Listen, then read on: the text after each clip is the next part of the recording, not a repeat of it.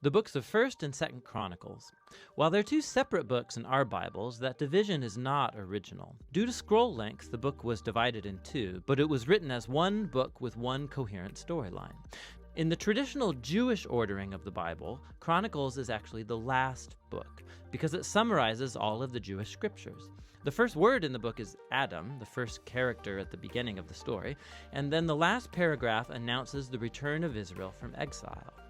The great prophetic hope was that the city and the temple would be rebuilt, that God would come to live among his people, the Messianic king would come, and all the nations would come live under his peaceful rule. First, the hope of the coming Messianic king, and second, the hope for a new temple. First is the line of the promised Messianic king. So lots of space is dedicated to tracing the line of Judah that led all the way to King David, to whom the Messianic promise was given. And then from David, the author traces that line up into his own day.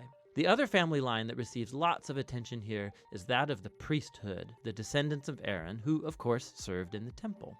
And so right from the start, you can see the two main themes: the author's hope of the Messiah coming to build a new temple, and it's rooted in these ancient genealogies.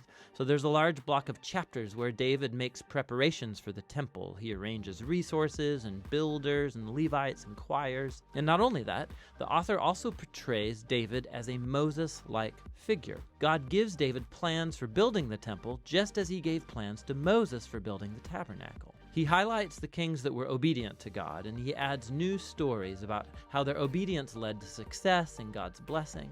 But he also adds new stories about kings who were unfaithful to God. They didn't follow the Torah, they led Israel to worship idols, and these kings face horrible consequences, all leading up to Israel's exile, a mess of their own making. Now the book's conclusion is really unique too.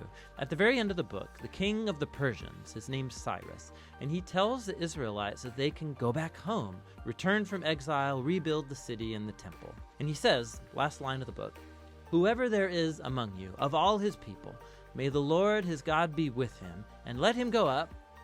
And that's how the book ends, with an incomplete sentence. Now, of course, the author knows about the first return from exile and the stories of Ezra and Nehemiah, but clearly in his view, the prophetic hopes of Israel were not fulfilled in those events. And so this incomplete ending shows that the author's hope is set on yet another return from exile, when the Messiah will finally come to rebuild the temple and restore God's people. And so the book of Chronicles, it's the final book of the Jewish scriptures. It ends by pointing forward. It calls God's people to look back in order to look ahead, because the past has become the source of hope for the future.